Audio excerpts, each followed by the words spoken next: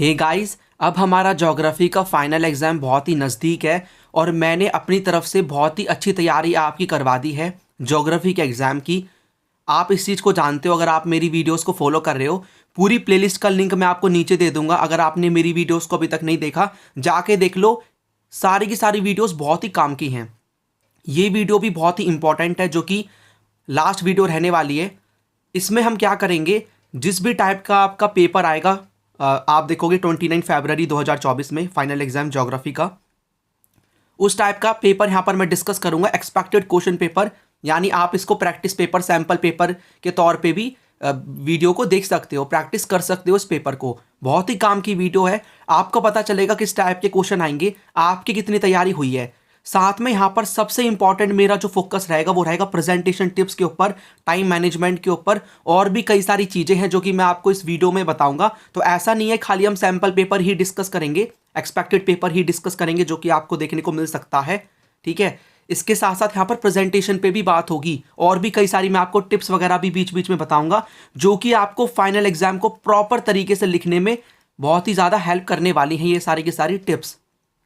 Start करते हैं without any delay.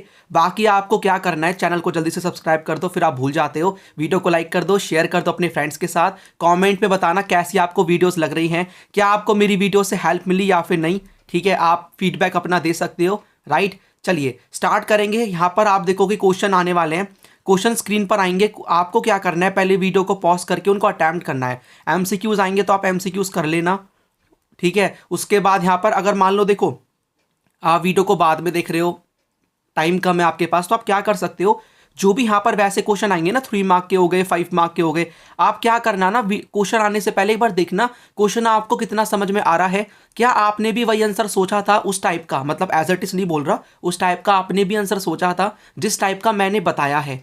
और आप कुछ ना बुलेट पॉइंट्स लिख सकते हो आंसर मेरे बताने से पहले, so that you can check yourself कि कितनी तैयारी आपकी हुई है, आपसे बन रहा है या नहीं बन रहा। ओके, स्टार्ट करते हैं। बाकी इंस्ट्रक्शन के साथ यहाँ पर हम चीज़ों को देख सकते हैं, स्टार्ट कर सकते हैं। 3 घंटे आपको मिलने वाले हैं। आपको 70 मार्क का मतलब आपका पेपर है 3। अब देखो हमारे पास यही तो सबसे बढ़िया चीज़ है ना, 80 मार्क का आपका पेपर नहीं है, 70 मार्क का है। तो टाइम मैनेजमेंट में तो दिक्कत नहीं आने वाली। Still I will tell you general instructions, आप वीडियो को पॉज करके रीड कर लो। 30 क्वेश्चन आपको देखने को मिलेंगे टोटल मिला करके, जो कि हमें सारे करने हैं। कल को कोई भी क्वेश्चन आता है जो कि आपसे नहीं बन रहा ज़्यादा, अनफॉर्चुनेटली सारे क्वेश्चंस तब भी हमें करने हैं, कोई भी छोड़ के नहीं आना। सेक्शन आपको देखने को मिलेंगे, 5 सेक्शन में पेपर डिवाइडेड होगा। Section A, B, C, D and E. Section A के अंदर आप देखोगे एमसीक्यूज आएंगे 17 मार्क्स के, ठीक है, जो कि 1 नंबर के होंगे। उसके बाद सेक्शन बी के अंदर आप देखोगे 2 सोर्स बेस्ड क्वेश्चन आएंगे, क्वेश्चन नंबर 18 एंड 19, 3 नंबर के होने वाले, यानी 6 नंबर का ये सेक्शन बी रहेगा। सेक्शन सी के अंदर आप देखोगे क्वेश्चन नंबर आपको यहाँ पर 3 मार्क के क्वेश्चन देखने को मिलेंगे, जो कि 4 क्वेश्चन आएंगे। 4 क्वेश्चन 3 मार्क, यानी 4 3 जा 12 आप देखोगे। 12 नंबर का ये सेक्शन रहेगा। तो 20 से लेकर 23, यानी 20, 21, 22, 23, 4। उसके बाद आपको 80 से 100 वर्ड्स में इनके बारे में बताना है। सेक्शन डी के अंदर यू विल सी 24 to 28, यानी कि long answer type question 5 number के, जो कि आपको 5 देखने को मिलेंगे। 5 5 जा 25 विद चॉइसेस यहाँ पर आपको मिलेंगी। तो देखो आपको ये काम करना है, जब आपको 15 मिनट पहले आपकी टीचर क्वेश्चन पेपर आपको देंगी ना रीडिंग पर्पस के लिए, आपको उसमें अच्छे से रीड करना है क्वेश्चन पेपर को। और आपको चॉइसेस जो भी गिवन होगी ना, चॉइसेस में से ये देख लेना कि आपको क्या करना है, मतलब कौन सा क्वेश्चन करना है। तो इन 15 मिनट को बहुत ही अच्छे से आपको 15 मिनट्स को यूटिलाइज करना है। ये देखना है कि आपको किन पे फोकस करना है, कौन कौन से क्वेश्चन करने हैं चॉइसेस वालों में से, जिनमें भी आपको अच्छा कॉन्फिडेंस आ रहा है, अच्छे पॉइंट्स पता है, आप अच्छा स्ट्रक्चर तैयार कर सकते हो आंसर का, उसी क्वेश्चन को करना। तो 15 मिनट को प्रॉपर यूटिलाइज आपको करना है, ये बात याद रखना। अच्छे से क्वेश्चन पेपर को रीड करना है, टेंशन नहीं लेनी है बिल्कुल भी, लाइटली मन से, मतलब एकदम लाइट होके आपको आराम से पढ़ना है, ठीक है। जब भी देखो आपको ना टेंशन हो ना कि मेरा सिलेबस नहीं हुआ, या फिर दुनिया भर की और भी आपको, मतलब पढ़ने के बाद भी, आई नो दिस थिंग, मैं भी एक टाइम पे स्टूडेंट रह चुका हूँ, ठीक है। पढ़ने के बाद भी वो कॉन्फिडेंस नहीं आ रहा होता, ये मेरे साथ भी होता था, ठीक है। I was the topper in my school, मैंने 96% ओवरऑल स्कोर करे थे। ये चीज़ मेरे साथ भी होती थी, तो सभी के साथ होती है, इट्स कॉमन। आपको बस ये माइंड में लेके चलना है, जो कि मैं हमेशा इस चीज़ को फॉलो करता था, कि मैंने तो अपनी तरफ से तैयारी कर ली पूरी, मेरा तो मैंने तो बेस्ट दे दिया, राइट। अब यहाँ पर जो होगा हम देख लेंगे, कोई दिक्कत नहीं है, एग्जाम लाइफ नहीं है, मैंने तो अपना बेस्ट दिया है, अब जो होगा देख लेंगे कौन सा एग्जाम लाइफ है। इस तरीके से आप भी सोच सकते हो, लाइटली मन से आपको एग्जाम देने जाना है और अच्छे से क्वेश्चन पेपर को रीड करना है। उसके बाद आप सेक्शन ई देखोगे 29 एंड 30 जो कि मैप बेस्ड क्वेश्चन है। और मैं ये बोल रहा हूँ, मैंने अभी आप देखोगे वीडियो अपलोड करी थी कुछ टाइम पहले ही, 1 घंटे की वीडियो है मैप की, जिसमें मैप बताया, पूरे प्रैक्टिस क्वेश्चन बताए हैं जो कि आप देखोगे इंपॉर्टेंट क्वेश्चन भी हैं। ये 1 घंटे की वीडियो गारंटी के साथ 10 नंबर आपके फिक्स करवा देगी। ठीक है, तो उस वीडियो को देखे बिना एग्जाम देने मत जाना, बहुत ही ज़रूरी है ये वीडियो। तो मैप की वीडियो का लिंक आपको नीचे मिल जाएगा, पूरी प्लेलिस्ट का इवन मिल जाएगा, सारी वीडियोस को चेकआउट कर लेना। इवन अगर आप इस वीडियो को देख रहे हो, मैं मान के चल रहा हूं कि आपका 50% सिलेबस कंप्लीट हो गया है। नहीं हुआ, पहले जाके सिलेबस कंप्लीट करो, फिर एमसीक्यू की तरफ आओ, मतलब सैम्पल पेपर की तरफ आओ। ओके, तो आपको 29 एंड 30 नंबर के, मतलब 10 नंबर का you will see the map, जो कि आपको एग्जाम में देखने को मिल जाएगा। ये चीज़ बहुत ही इंपॉर्टेंट थी, इसलिए मैंने इन पे बात करी है। बाकी टाइम मैनेजमेंट की बात करूं कि आपको कौन सा सेक्शन पहले करना है, तो देखो इसको लेकर यहां पर मैं ये बोलूंगा, आप ना सेक्शन वाइज ही चलना। मतलब पहले आप सेक्शन ए कर लेना एमसीक्यूज वाला, बी कर लेना, सी कर लेना। सी नहीं करना है, मतलब यहाँ पर बेसिकली आपको करना है सी वाला नहीं, ये तो हम एक साथ करेंगे। ये वाला कर लेना 7, यानी आपको ये करना है ए वाला, बी वाला, means this one A B, और उसके बाद ई, क्योंकि ये छोटी छोटी चीज़ें हैं जो कि हम फटाफट से कर सकते हैं। बाकी सेक्शन सी डी लिखने वाला जो रहेगा क्वेश्चन आंसर, वो बाद में आप कर सकते हो। अब कैसे करना है देखो, जब सेक्शन ए आप करोगे ना, आप सेक्शन ए के अंदर आप देखोगे 17 एमसीक्यूज हैं। आपने अगर अच्छे से पढ़ा है तो आपको 20 मिनट लग जाएंगे, मतलब 20 मिनट, इवन इससे भी कम में आप कर सकते हो। तो 20 मिनट्स आप इसको डिवोट कर दो, राइट। उसके बाद यहाँ पर सेक्शन बी के अंदर हम ये मान के चल रहे हैं कि आप 10 मिनट एक सोर्स बेस्ड क्वेश्चन को दे रहे हो और दूसरे को भी 10 मिनट दे रहे हो, यानी 20 मिनट का आपका ये हो जाएगा। उसके बाद यहाँ पर मैप आपका आराम से 10 मिनट्स में कंप्लीट हो जाएगा। तो यानी कि 20 ये आपका 50 हो रहा है, प्लस में 10 मिनट आप इधर उधर का और मान लो, या आप 1 घंटा आपका इन तीनों में लग जाएगा। अब बच्चे आपके पास 2 घंटे, इन 2 घंटे को आपको कैसे यूटिलाइज करना है। आपके पास खाली 3 नंबर के क्वेश्चन है, ठीक है, आपके पास अब बचे हैं 5 नंबर के क्वेश्चन, आपको कैसे यूटिलाइज करना है। तो 2 घंटे, इसका मतलब 2 इंटू आप देखोगे बेसिकली 60 होता है ना, तो 120 यू विल सी। इनमें से 20 मिनट आप हटा दो क्योंकि आप रिवीजन के लिए दोगे। आपके पास 100 मिनट्स बची हैं। तो आप ये कर सकते हो, 3 नंबर के क्वेश्चन में ना आप 35 मिनट लगा दो, और इसमें मतलब ये इतना रिजिड नहीं होना कि इतना ही देना है। ये मैं आपको एक तरीका बता रहा हूँ कि इतना रखोगे तो आपका पेपर सही तरीके से हो जाएगा, टाइम पे हो जाएगा। तो 5 मार्क के अंदर आप दे सकते हो बाकी 60 मिनट्स के आसपास। ये मैंने किस तरीके से बनाया है ये आप देखो। 3 नंबर के आपको कितने क्वेश्चन देखने को मिलेंगे, 3 नंबर के आपको 4 मिलेंगे। अगर आप 8 मिनट भी दे रहे हो ना, तो 8 4 जा 32, इसको 35 कर लेता हूँ मैं। 8 4 जा 32 होता है, कभी आप कॉमेंट में बोलने लग जाओ, मैं यहाँ पर 35 मान के चल रहा हूँ, ठीक है। तो 35 ये चीज़ आप देख लोगे, ओके। तो 35 ये हो जाएगा। उसके बाद यहाँ पर ये जो 5 नंबर के क्वेश्चन है, यहाँ पर मैं ये मान के चल रहा हूँ कि आप 12 मिनट में एक क्वेश्चन कर रहे हो, तो यहाँ पर आपका 12 5 जा 60 हो जाएगा। तो ये आप कह सकते हो 95 मिनट के आसपास हो रहा है, यानी हमने 100 दिया था तो वही फिर 95 100। तो इस तरीके से आपको करना है कि 3 नंबर का क्वेश्चन कोशिश करना कि आपका 3 नंबर का जो क्वेश्चन है वो 8 मिनट, एक क्वेश्चन 8 मिनट में आप कंप्लीट कर लो, और 5 नंबर का क्वेश्चन 12 मिनट में कंप्लीट कर लो, ठीक है। बाकी कुछ भी चीज़ें बच जाती है तो फिर आप उनको भी कर सकते हो, कोई दिक्कत नहीं है। इस तरीके से आपका रहेगा टाइम मैनेजमेंट, सेक्शन वाइज आप चल सकते हो, और आपको मैप कैसे करना है वो मैं आपको बता ही दूंगा। चलिए फिर स्टार्ट करते हैं। काफ़ी सारी बातें हो गई हैं जो कि काफ़ी ज़्यादा इंपॉर्टेंट थी, एंड इन पे हमें बात करना बहुत ही ज़रूरी था। Okay, so let's start with this, यहाँ पर क्वेश्चन के साथ। अभी आप एक काम करो, अभी यहाँ पर मैं सेक्शन ए आपको शो कर देता हूँ।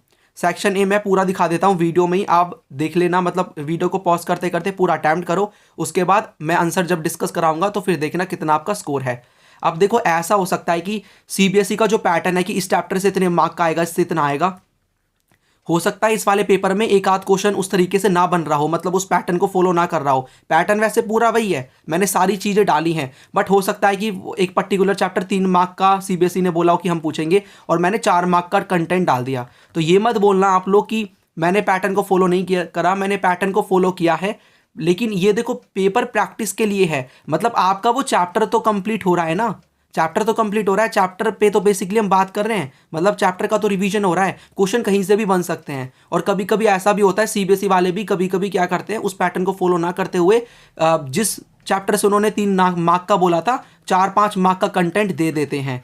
तो इतना भी रिजिड नहीं होना है, बट स्टिल मैंने कोशिश करी है पूरा पैटर्न फॉलो करूं अच्छे से, सारे इंपॉर्टेंट टॉपिक से जिस भी टाइप का यहाँ पर पेपर बन सकता है वो सारी चीज़ें मैं इंक्लूड करूं। चलिए फिर यहाँ पर हम देखेंगे सेक्शन ए के साथ आप यहाँ पर स्टार्ट कर सकते हो। तो देख लो एक बार, ये आपका पहला पेज हो गया, ठीक है, ये आपका दूसरा पेज हो गया, वो मैंने पेजेस आपको समझाने के लिए लगाए थे पीछे। ये आपका नेक्स्ट हो गया, दिस वन नेक्स्ट, ये वाला नेक्स्ट, ये भी नेक्स्ट। उसके बाद यहाँ पर इतना 17 तक का आप अटैम्प्ट करो। अब आई होप आपने कर लिया है, वीडियो को पॉज करके अब मैं करा रहा हूँ डिस्कस। तो डिस्कस करते हैं यहाँ पर किस तरीके से आपको करना है। पहले एमसीक्यूज की स्ट्रैटेजी देख लो कैसे आप करोगे। सेक्शन ए आपको पूरा यहाँ पर लिखना पड़ेगा, ये आपको इस प्रकार की सीट मिलती हैं। और उसके बाद यहाँ पर आप जो अगर आपको मार्जिन ड्रॉ करना है तो कर सकते हो। यहाँ पर 1 लिखना और उसके बाद उसका ऑप्शन लिखना। मान लो ऑप्शन ए है और ऑप्शन ए के अंदर हम कह सकते हैं मान लो ग्रिफिथ टेलर है, तो ग्रिफिथ टेलर मतलब ऑप्शन भी आपको लिखना है।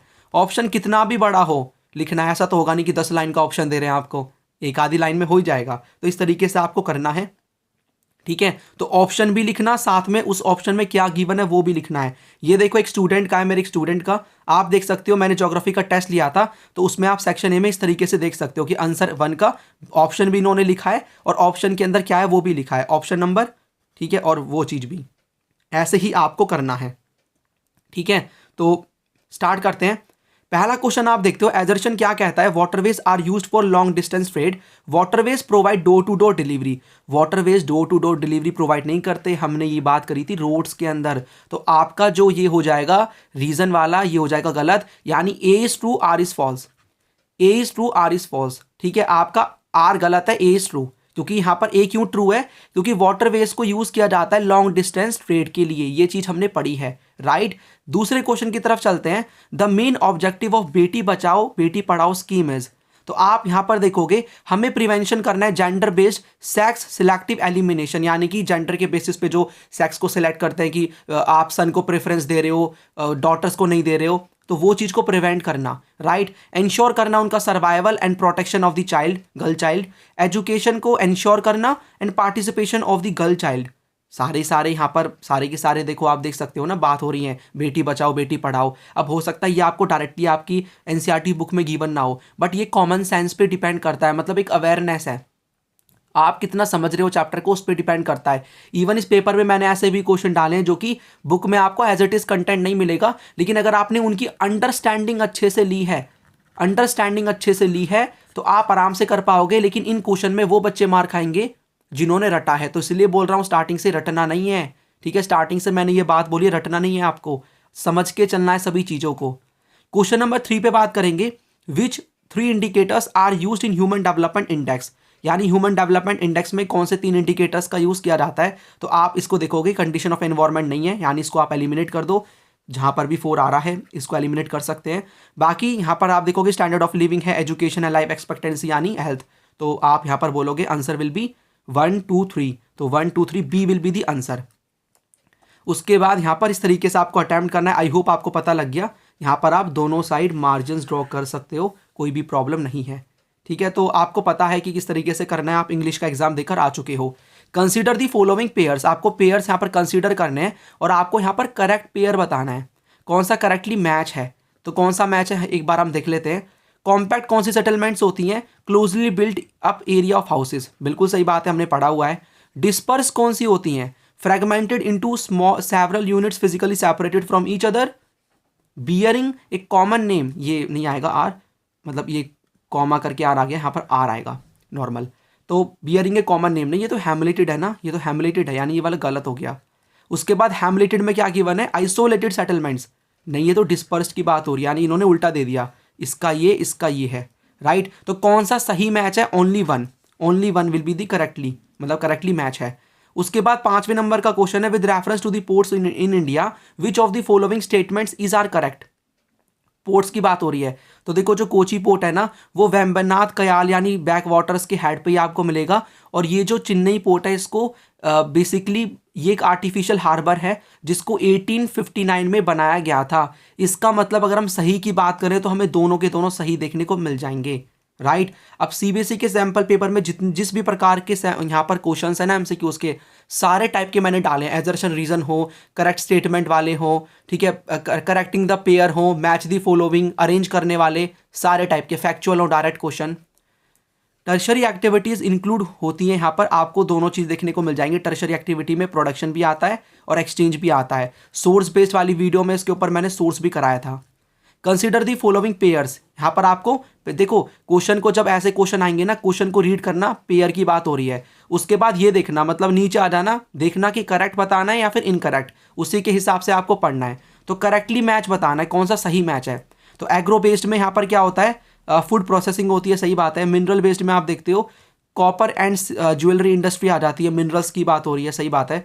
और केमिकल में सिंथेटिक फाइबर, सही है। यानी कि 1 2 3 करेक्टली मैच है तीनों के तीनों। उसके बाद 8वें नंबर का क्वेश्चन है the Australian transcontinental railway connects. ये तो हमने पढ़ा था ना, इसको ऐसे बना के देख लेना। ये आपका वेस्ट हो गया, ये ईस्ट हो गया। हमने पर्थ से सिडनी पढ़ा था, ये मैं लेबल करके नहीं बना रहा, वैसे ही बना रहा हूँ। तो पर्थ से सिडनी यानी पर्थ इन दी वेस्ट, तो आप देखोगे Perth on the west coast to Sydney on the east, यानी सिडनी आपको ईस्ट में मिलेगा, पर्थ मिलेगा आपको वेस्ट में। तो आपका आंसर हो जाएगा A, Perth on the west coast to Sydney on the east. Simple question. 9th number का क्वेश्चन है which of the following city is not connected through golden quadrilateral. इनमें से कौन सी सिटी गोल्डन क्वाड्रिलेटरल के through connected नहीं है। Question number 10 है कंसीडर द फॉलोइंग स्टेटमेंट्स। एक बार पढ़ के देखते हैं, यहां पर पहले फिर से देख लो, करेक्ट बतानी है। अब हम उसी नजरिए से पढ़ेंगे। Drought prone area programme was initiated during the 4th 5 year plan. हाँ पढ़ा है हमने, सही बात है। इसका ऑब्जेक्टिव था एम्प्लॉयमेंट प्रोवाइड कराना to the people in drought prone areas, correct. The national committee on development of backward areas reviewed the performance of this plan, correct. तो आंसर आप देखोगे डी आपको देखने को मिलेगा। यहाँ पर मैंने सारी चीज़ें कवर कराई हैं। अगर आप आ गए हो, आपने बिना वन शॉट वीडियोस को देखे या फिर रिवीजन करे आ गए हो, तो आप जाके पहले रिवीजन करके आओ, फिर इस पेपर को सॉल्व करना।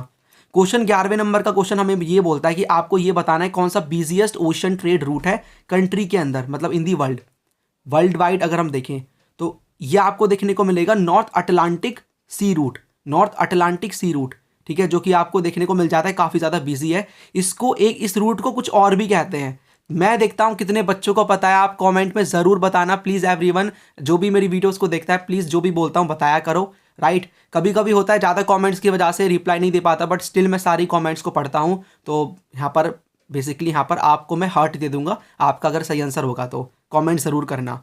12वें नंबर का क्वेश्चन है Which one of the following sectors have been arranged in sequence according to the groundwater withdrawals in India from maximum to minimum। यानी ग्राउंड वाटर कौन ज़्यादा यूज़ कर रहा है, मैक्सिमम से आपको मिनिमम में लगाना है।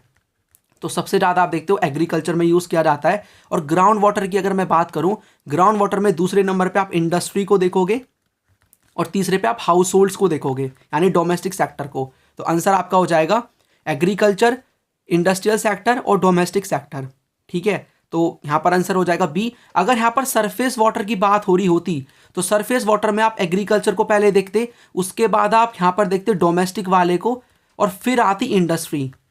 तो इस बात को आपको याद रखना, इस प्रकार का एग्जाम में क्वेश्चन बन सकता है। 13th नंबर का क्वेश्चन है, आपको अरेंज करना है इन सभी को पीरियड ऑफ ओरिजिन के बेसिस पे। तो वेरी इजी क्वेश्चन। पहले आप देखते हो सबसे पहले एनवायरमेंटल डिटर्मिनिज्म, यहाँ पर हम देखते हैं। उसके बाद यहाँ पर आता है पॉसिबिलिज्म, फिर ग्रिफिथ टेलर आके बोलते हैं कि दोनों में से कोई भी ठीक नहीं है, ठीक है। तो उसके बाद नियो डिटर्मिनिज्म का वो आइडिया देते हैं, और फिर आज जो चल रहा है पोस्ट मॉडर्निज्म। तो 3 1 2 4 3 1 2 4 कहाँ पर है भैया, 3 1 2 4, यस 3 1 2 4। तो B will be the correct answer. इस तरीके से आपको करना है, वेरी इजी। क्वेश्चन 40 नंबर का क्वेश्चन है, कंसीडर करना है फॉलोइंग स्टेटमेंट्स को and choose the correct answer from the given options. India में जो डिस्ट्रीब्यूशन है पॉपुलेशन का वो स्पेशल है, मतलब जो स्पेशल डिस्ट्रीब्यूशन है पॉपुलेशन का इंडिया में वो अनइवन है। The special distribution of a place is affected by physical, socio economic and historical factors of a region. देखो कितना मतलब कितनी बढ़िया यहाँ पर बेसिकली हम कह सकते हैं लाइन लिखी हुई है, और करेक्टली एक्सप्लेन कर रही है। तो दोनों स्टेटमेंट सही हैं और स्टेटमेंट सेकंड करेक्ट कर रही, मतलब स्टेटमेंट सेकंड करेक्टली एक्सप्लेन कर रही है स्टेटमेंट 1 को। तो B will be the correct answer. उसके बाद यहाँ पर आपको ऐसा भी क्वेश्चन मिलेगा जो कि एमसीक्यू वाला ही होगा, जिसमें आपको 3 मार्क के लिए यानी 15 to 17 में एक कोई भी पिक्चर दे देंगे। वो कोई टेबल हो सकता है, वो कोई ग्राफ भी हो सकता है। तो देखो इन क्वेश्चंस के लिए मैं ये बोलूँगा कि इन क्वेश्चंस में ना आपको घबराना नहीं है, ईजी क्वेश्चंस आएंगे। अगर आपने मेरी वन शॉट को देखा है तो वहाँ पर मैंने कुछ ऐसी चीज़ें कवर करी हैं जैसे ट्रांसकॉन्टिनेंटल रेलवेज़ हैं, और भी आपको कुछ कुछ ग्राफ्स वगैरह मिल जाएंगे। जो भी अगर आपको वहाँ पर नहीं मिल रहे हैं वीडियोस के अंदर, आप एक बार बुक में हल्का सा आइडिया ले लो। इवन अगर आप आइडिया भी लेने का टाइम नहीं है ना, अगर आपने चैप्टर को अच्छे से पढ़ा है तो भी आप उसको आराम से रीड करके कर सकते हो, आंसर आपको मिल ही जाएंगे। बहुत ही ईजी आता है, अभी इससे आपको पता लग जाएगा। क्वेश्चन एक बार आप अटैम्प्ट करके देखो। तो यहाँ पर इंडिया का ऑक्यूपेशनल स्ट्रक्चर गिवन है 2011 का। यहाँ पर हम देखेंगे क्या बात हो रही है, which state has higher proportion of cultivators as compare to others, यानी कौन से स्टेट में हाईएस्ट प्रपोर्शन है कल्टीवेटर्स का अगर हम दूसरे कंपेयर करें अदर्स से। तो which state has highest proportion of cultivators as compare to others. तो कल्टीवेटर्स की बात हो रही है, यानी डार्क की बात हो रही है। तो इसमें हमें स्टेट देखना है कौन सा आपको मिलेगा। तो यहाँ पर आप हिमाचल प्रदेश को देखो, तो ये देखो सबसे ज़्यादा है ना डार्क वाला, ये देखो एक बार आप देख लेना वीडियो को पॉज करके, ये आपको हिमाचल वाला ही ज़्यादा मिलेगा। तो आंसर विल बी ए। उसके बाद in which of the following union territory there is very high percentage of agricultural labours, यानी हमें लेबरर्स, हमें अब एग्रीकल्चरल जो लेबरर्स हैं उन पे फोकस करना है, यानी जो हल्का लाइट है इस पे। और किस पे फोकस करना है, यूनियन टेरिटरी के ऊपर। सबसे ज़्यादा आपको किसका मिलेगा, तो एक बार मैं सारी यूनियन टेरिटरी की तरफ आपको ले जाता हूँ। तो ये आप देखोगे चंडीगढ़ में, ठीक है, ये आपको दिल्ली में भी बहुत ही कम मिल रहा है। उसके बाद दादरा एंड नागर हवेली यहाँ पर गिवन है, दमन एंड दीव, दादरा एंड नागर हवेली, ये देखो। उसके बाद पुडुचेरी, देखो पुडुचेरी में आप देखो देखते हो कितना ज़्यादा है, इतना ज़्यादा है ना, तो Puducherry will be the correct answer. उसके बाद which state has higher proportion of other workers, तो अदर वर्कर्स आपको मिलेंगे यानी खाली वाला वाइट, ये जो वाइट कलर से है, और स्टेट की बात हो रही है। तो आप सबसे ज़्यादा किस में देख रहे हो, इन पे मत करना, देखो ये यूनियन टेरिटरीज हैं, आपको स्टेट बताना। तो आप गोवा को देख रहे हो ना कितना ज़्यादा है, देखो ये पूरा एकदम खाली पड़ा हुआ है, इनका भी पड़ा है लेकिन ये यूनियन टेरिटरीज हैं, ठीक है। आई होप आप समझ रहे हो। We don't have to not have to mark the union territories. क्या पूछा है, स्टेट इज आस्क्ड, तो आपको स्टेट बताना है, तो स्टेट विल बी गोवा। तो इस टाइप के इजी क्वेश्चंस एग्जाम में आएंगे, मतलब इस टाइप का पेपर आप एग्जाम में एक्सपेक्ट कर सकते हो। जिसने अच्छे से पढ़ा है उसके लिए रहने वाला है चैप्टर, मतलब चैप्टर पेपर आप इजी कह सकते हो, और जिसने ज़्यादा ढंग से नहीं पढ़ा उनके लिए डिफिकल्ट नहीं होगा, मॉडरेट में कह सकता हूँ। बट ज्योग्राफी का पेपर ठीक ठाक ही आता है, ईजी टाइप आप कह सकते हो। बाकी देखते हैं आपकी बार किस तरीके का आएगा। चलिए, तो सेक्शन बी के अंदर हमारी एंट्री हो गई है। इसमें आप सोर्स बेस्ड क्वेश्चन को देखोगे, ठीक है। तो इसमें you will find the sources. देखो सोर्सेज को लेकर मैंने वीडियो बनाई थी और मैंने वहाँ पर स्ट्रैटेजी बताई थी कि जब ऐसा पैसेज बेस्ड क्वेश्चन आएगा, पहले आप क्वेश्चंस को रीड करना, आपकी स्ट्रैटेजी ये होनी चाहिए। एंड प्लीज़ गाइज फॉलो करना इसको। आपको पहले क्वेश्चंस को रीड करना है अच्छे तरीके से, प्रॉपर तरीके से।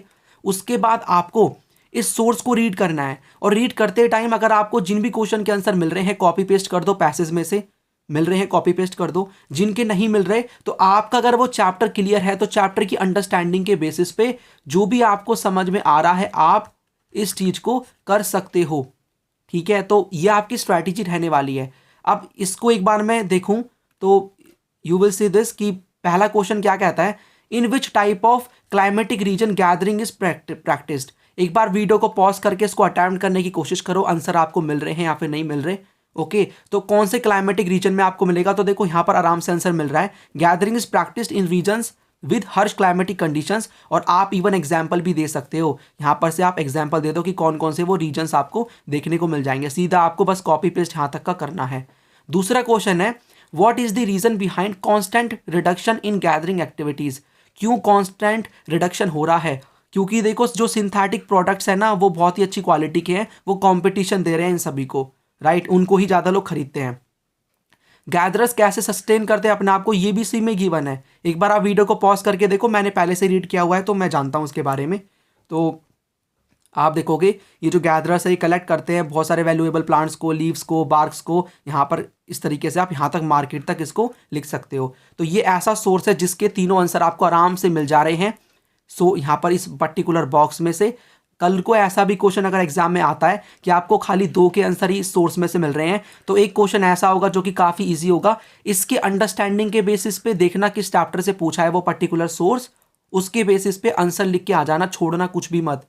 छोड़ना कुछ भी नहीं है, रिलेटेड भले लिख के आ जाओ, एक भी चीज़ों को छोड़ना मत। ये प्लीज़ इस चीज़ को फॉलो करना, कुछ भी नहीं छोड़ना है। भले ही आप कुछ भी लिख दो, चैप्टर के बारे में ही लिख दो, बट स्टिल आपको मतलब छोड़ना नहीं है। ये चीज़ बहुत इंपॉर्टेंट है एंड आई होप आप फॉलो करोगे। उसके बाद यहाँ पर आप वीडियो को करो पॉज और एक बार देखो आंसर मैंने किस तरीके से लिखे हैं, राइट। चलिए नेक्स्ट आप देखते हो, आपको एक और सोर्स देखने को मिलेगा, जो कि सोर्स का मतलब ये सोर्स ही गिवन है, पिक्चर गिवन है, और इसके बाद आपको क्वेश्चन पूछे हुए हैं। अब ये पिक्चर बेस्ड क्वेश्चन के लिए स्ट्रैटेजी मैं ये बोलूँगा कहाँ से तैयार करोगे। यहाँ पर जो भी ट्रांस कॉन्टिनेंटल रेलवेज आपको मिलती है, मतलब जो ट्रांसपोर्ट एंड कम्युनिकेशन वाला चैप्टर था ना हमारा बुक नंबर 1 का, उसमें से आपको मोस्टली हो सकता है क्वेश्चन ये बन जाए। जैसे कि इनलैंड वाटरवेज हमने पढ़े हैं, ट्रांस कॉन्टिनेंटल रेलवेज पढ़ी है, वहाँ से बन सकता है, या कैनाल से बन सकता है, या हमने Indira Gandhi canal command area पढ़ा था, उसका मैप से बन सकता है, या कोई आपको पाई चार्ट वगैरह दे देंगे। तो इजी रहने वाले क्वेश्चन है, मतलब ज़्यादा टफ नहीं होंगे। एक बार आप अगर आपको टाइम मिलता है तो मैंने पिछले साल एक वीडियो अपलोड करी थी पिक्चर बेस्ड क्वेश्चन की, वो आप देख सकते हो। सर्च करोगे आपको मिल जाएगी picture based question class 12 geography humanities lover, you will get the video, जाके देख लो, राइट। और बाकी बुक में से हल्का हल्का आइडिया ले लेना, मेरी वन शॉट को देख लेना, आराम से आपके ऐसे क्वेश्चन भी कन्वर्ट हो जाएंगे। अब इसमें आप देख सकते हो किसकी बात हो रही है, आइडेंटिफाई द शिपिंग कैनाल। तो इसमें कौन सा कैनाल है, कौन सी सी को वो कनेक्ट करता है, क्यों इसको गेटवे कहा जाता है of Europe to the Indian Ocean. बहुत ही ज़्यादा इजी क्वेश्चन है ये। यहाँ पर देखो गिवन भी है, गल्फ ऑफ सुएज गिवन है, ठीक है। यहाँ पर खुद इन्होंने स्विस कैनाल, मतलब आंसर खुद ही दे रखा है, तो ये स्विस कैनाल है, 2 सी को कनेक्ट करता है, रेड सी को मेडिटेरेनियन सी से कनेक्ट करता है, ये चीज़ हमें पता ही है। और इसको गेटवे क्यों कहा जाता है of Europe to the Indian Ocean, यानी यूरोपियन कंट्रीज़ के लिए बेसिकली, यूरोपियन कंट्रीज़ क्या करती हैं, इसके थ्रू एशियन कंट्रीज़ के साथ आराम से ट्रेड कर सकती हैं, उनका जो मतलब डिस्टेंस हम कह सकते हैं, टाइम वगैरह वो बच जाता है। तो यहाँ पर ये आंसर लिखे हुए हैं कि shipping canal in the given picture is Suez canal. इसी तरीके से आपको अटैम्प्ट करना है, मतलब ऐसा नहीं कि आप खाली सुएज कैनाल लिख कर आ जाओगे। प्रॉपर तरीके से देखो, एक प्रॉपर तरीका होता है लिखने का, आपको प्रॉपरली लिखना है कि the shipping canal in the given picture is Suez canal, Suez canal connects Red Sea with the Mediterranean Sea. Proper तरीके से लिख के आना, ये बेस्ट वे होता है अटैम्प्ट करने का। मतलब मैं ये कह रहा हूँ, अगर आपने इस वीडियो में जो भी चीज़ें मैंने बताई फॉलो कर ली ना, उस तरीके से आपने आंसर्स को प्रेजेंट कर लिया, डेफिनेटली कह रहा हूँ, अगर आपने मतलब 1-2 गलतियाँ भी करी हैं वो भी इग्नोर कर दी जाएंगी। और आपकी अगर कॉपी बहुत ही अच्छी चमक रही है, बहुत ही अच्छी लग रही है, चमकने का मतलब ये नहीं कि आप पॉलिश लेके जा रहे हो, पॉलिश लगा रहे हो उस पर, ठीक है, सेंट लगा दिया, परफ्यूम लगा दिया आपने, वो सब नहीं कह रहा, या फिर कलर कर दिया। कहने का मतलब है कि आपने अच्छा प्रेजेंट किया है, प्रेजेंटेशन इज़ वेरी इंपॉर्टेंट, तो आपको आराम से मार्क्स मिल जाएंगे। उसके बाद सेक्शन सी की बात करेंगे, उससे पहले एक बार मैप कर लेते हैं फटाफट, फिर हम सेक्शन सी की तरफ चलेंगे और डी की तरफ चलेंगे। तो एक बार हम कर लेते हैं। बाकी देखो इसकी पीडीएफ में टेलीग्राम पे फ्री ऑफ कॉस्ट डाल दूंगा, आप एक बार एग्जाम से पहले रिवीजन कर लेना। टेलीग्राम का लिंक आपको मिल जाएगा ग्रुप का डिस्क्रिप्शन बॉक्स में और कमेंट सेक्शन में, जाके ज्वाइन कर लेना। अब अच्छा, अब वीडियो को आप पॉज करो और इसको करने की कोशिश करो। ये मैप है आपका, आप देखो मैप की एक बार, आई होप आपने मतलब वीडियो देख ली है। अगर आपने नहीं देखी मेरी वीडियो देख के आ जाना, क्योंकि मैंने आपको वहाँ पर मैप से रिलेटेड सारी चीज़ें बताई हैं। इसको एक बार आप अटैम्प्ट करो। अब मैं यहाँ पर आंसर शो कर रहा हूँ, तो आपको ये मेजर पोर्ट देखने को मिलता है ऑस्ट्रेलिया का, ऑलरेडी मार्क मिलेंगे आपको वर्ल्ड मैप में, आपको बस आइडेंटिफाई करके नाम लिखना है। अब आप मैप कैसे करोगे, मैप में आपको ये मिलेगा मैप, मतलब आपकी आंसर जो आपका क्वेश्चन पेपर उसी में जुड़ा होगा, आपको एक कट करके ना अटैच करना पड़ेगा आंसर सीट के साथ। इसमें यहाँ पर मान लो ये लाइन वगैरह गिवन होंगी ऐसे करके, तो आपको जो भी बातें समझ में आ रही हैं, जैसे मान लो यहाँ पर ए का यहाँ पर लाइन है, तो ए का क्या है, a major airport in Australia. तो ये एयरपोर्ट कौन सा है, यहाँ पर मैं कलर चेंज कर देता हूँ, पेन का ब्लैक कर देता हूँ, डार्विन। तो आपको डार्विन यहाँ पर लिखना है और ब्रैकेट में ए कर देना है कि ए डार्विन है, ऐसे करके। तो आपको ऐसे करना है, फिर आपको उसको अटैच कर देना है। मैं तो ये भी बोल रहा हूँ कि यहाँ पर तो लिख ही देना मैप में, साथ में अलग से आप अपनी आंसर में भी लिख देना कि क्वेश्चन, मतलब जो आपकी शीट होगी आंसर शीट 29 का, यहाँ पर ए का ऐसे करके डार्विन, ठीक है, और यहाँ पर ब्रैकेट में लिख देना, मतलब ऊपर लोकेशन ऑन दी मैप, ठीक है, लोकेशन मैंने मैप में कर दी है। वो तो आप वैसे उस वाले में डाल देना, इंडिया वाले में, क्योंकि वहाँ पर लोकेशन की बात है। यहाँ पर तो खाली आपको ये चीज़ देखते ही मार्क्स मिल जाएंगे। फिर सेम आपको बी का करना है। तो इस तरीके से आप करोगे तो यू विल गेट प्रॉपरली, मतलब ये तरीका है मैप को करने का। अभी इंडिया का मैप दिखाऊंगा तो फिर उसका बताता हूँ। उसके बाद देखो ये तो डार्विन हो गया। एक आपको सी पोर्ट मिलेगा, मतलब अमेरिका का, साउथ अमेरिका। तो ये कौन सा है? बी। तो बी आप देखोगे this is Rio de Janeiro. Okay.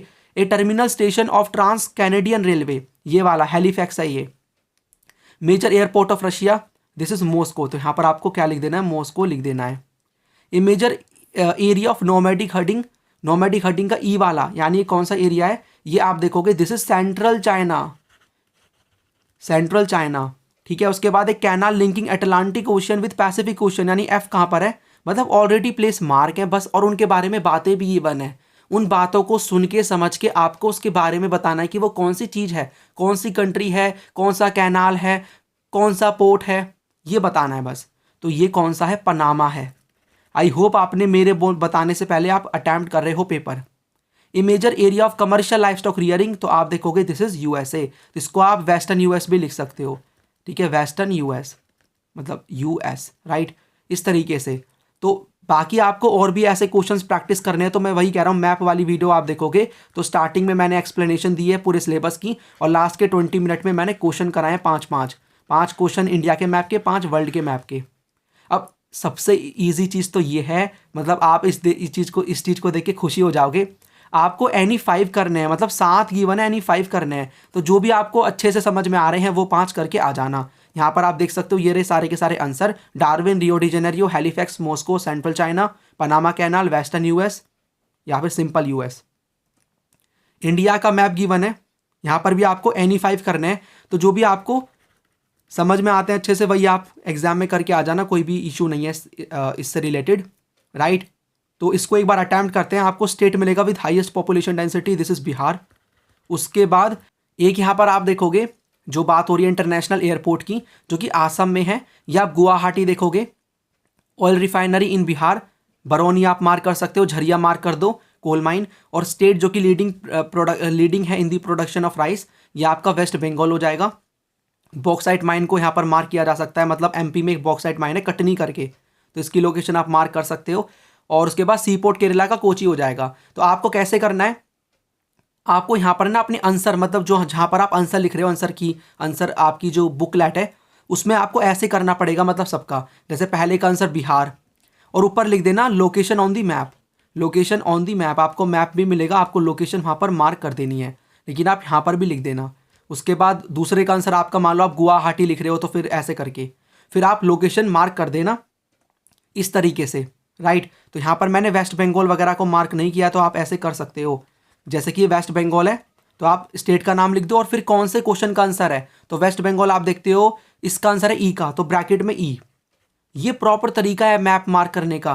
Kerala मतलब सी पोर्ट हमने देखा, केरला का कोची, तो यहाँ जी मार्क कर दो, कोची की लोकेशन आपने ये मार्क कर दी, ये रही, राइट। तो इस तरीके से आपको सारे करने हैं। स्टेट है पॉपुलेशन, हाईएस्ट पॉपुलेशन डेंसिटी वाला, तो ये आपका बिहार हो जाएगा, इसको मार्क करना है। ठीक है, बरौनी, तो यहाँ पर मैं सारे मार्क करवा देता हूँ एक बार। आसम का ये जो है ना एयरपोर्ट इंटरनेशनल, ये गुवाहाटी है, बी यहाँ पर हो गया। उसके बाद ऑयल रिफाइनरी बिहार की, तो ये आप देखोगे बरौनी हो गई, तो बरौनी मतलब सी यहाँ पर। उसके बाद झरिया कोल माइन, डी यहाँ पर लगा सकते हो आप, ये रहा आपका डी, झरिया आप झारखंड में यहाँ पर देखते हो। उसके बाद जो स्टेट, ये तो हमने मार्क कर ही लिया है, ई वाला, प्रोडक्शन ऑफ राइस में वेस्ट बंगाल। बॉक्साइट माइन जो कि मध्य प्रदेश में, एफ यानी कटनी, एफ यहाँ पर आप मार्क कर सकते हो। इस तरीके से आपको मैप को करके आना है, मैप में भी मार्क कर देना, और आपको आंसर में भी अपनी आंसर वाली जो आंसर की आपकी कॉपी है उसमें भी आपको लिखना है। अब चलते हैं, यहाँ पर हमारी सारी चीज़ें हो गई। आपको एमसीक्यूज कैसे करने हैं, सोर्स बेस्ड कैसे करने हैं, पिक्चर बेस्ड कैसे करने हैं, मैप कैसे करना है। 1 घंटा आप इनमें दोगे, जो कि आपका आराम से हो जाएगा, कोई भी दिक्कत नहीं है। ठीक है, अब हम आगे बढ़ते हैं। यहाँ पर आप देखोगे ये जो हमारे 5 मार्क के और 3 मार्क के क्वेश्चन है। अगेन यहाँ पर मैं इनको डिटेल में डिस्कस नहीं कराऊंगा, सारी चीज़ें मैं कवर करा चुका हूँ, लेकिन एक बार हम क्वेश्चन को डिस्कस करेंगे और आंसर्स को भी थोड़ा बहुत मैं आपको प्रेजेंटेशन का तरीका बताने वाला हूँ। ठीक है, तो स्टार्ट करते हैं। तो यहाँ पर हम सेक्शन सी को देखेंगे। इसमें आप इस चीज़ को देखोगे कि आपको 3 मार्क के क्वेश्चन देखने को मिल जाएंगे। तो वही बात मैंने बोली कि जब आपको 15 मिनट मिलेंगी रीडिंग के लिए, आपको उन 15 मिनट्स को प्रॉपरली यूटिलाइज करना है। ये देखना है कि ये जो और वाले हैं इनमें आप कौन सा करोगे।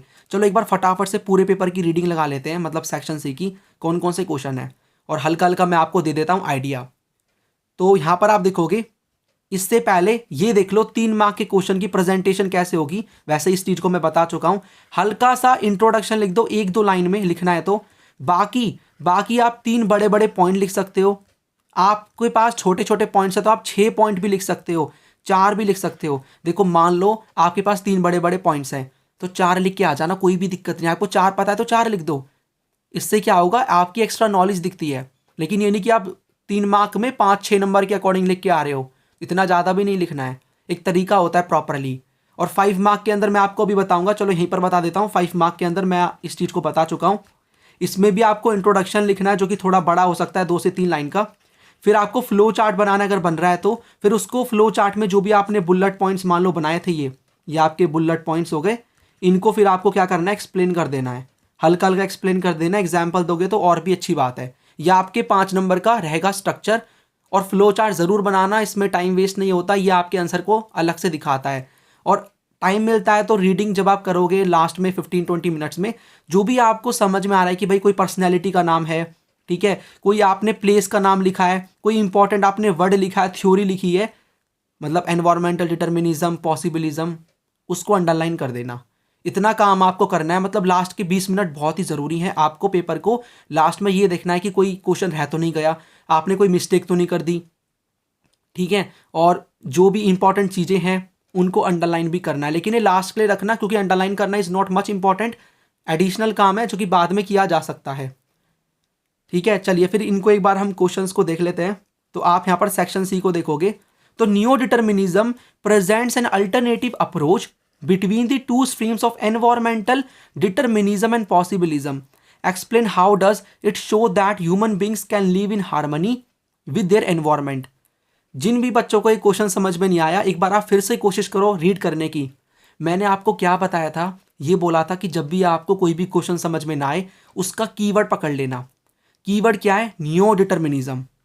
नियो डिटर्मिनिज्म यानी कि ये किसके बारे में क्वेश्चन है, आपको नियो डिटर्मिनिज्म के बारे में ही बताना है। अब कॉन्टेक्स्ट यहाँ पर इन्होंने कौन सा पूछ लिया, ये बोल रहे हैं कि जो नियो डिटर्मिनिज्म है ना, ये एनवायरमेंटल डिटर्मिनिज्म और पॉसिबिलिज्म के बीच का अप्रोच है, राइट। और इसको फॉलो करने से हम ह्यूमन बींग्स एनवायरमेंट के साथ हारमोनी में रह सकते हैं, मतलब आराम से रह सकते हैं। तो जब आप नियो डिटर्मिनिज्म को फॉलो करोगे, इसका मतलब आप सस्टेनेबल डेवलपमेंट कर रहे हो, ज़्यादा नुकसान नहीं पहुंचा रहे एनवायरमेंट को, तो आराम से हम हारमोनी के साथ ही तो रहेंगे ना अपने एनवायरमेंट में। मतलब प्रॉब्लम आपको देखने को ऐसा सच नहीं मिलेगी। तो वही बात हो रही है, नियो डिटर्मिनिज्म के बारे में आपको बताना है। यहाँ पर आप इसका आंसर देख सकते हो। एक बार वीडियो को पॉज कर लेना और खुद से रीड लगाना, मतलब रीडिंग लगा लेना, जो कि बहुत ही ज़रूरी है। ऐसे आप लिख सकते हो, in the following ways neo determinism presents an alternative approach between the two streams of environmental determinism and possibilism and shows that human beings can live in harmony with their environment. Harmony में रह सकते हैं, harmony के साथ रह सकते हैं अपने एनवायरमेंट में, ठीक है। फिर बता देना, ग्रिफिथ टेलर करके एक व्यक्ति हैं जो कि जोग्राफर आपको मिलेंगे, जिन्होंने मध्यम मार्ग दिया है, नियो डिटर्मिनिज्म का आइडिया दिया है। इनके अकॉर्डिंग ऐसा है कि कभी भी यहाँ पर एक ऐसी सिचुएशन नहीं होती है, मतलब the concept shows that neither there is situation of absolute necessity यानी environmental determinism nor there a condition of absolute freedom possibilism. It means that human beings can conquer nature by obeying it. और यहाँ पर जो भी मैंने ये highlight किए हैं ये आप कर सकते हो अंडरलाइन, अगर आपको टाइम मिलता है लास्ट के 15-20 मिनट्स में। तो न्यू डिटर्मिनिज्म मतलब होता है possibilities can be created with in the limits.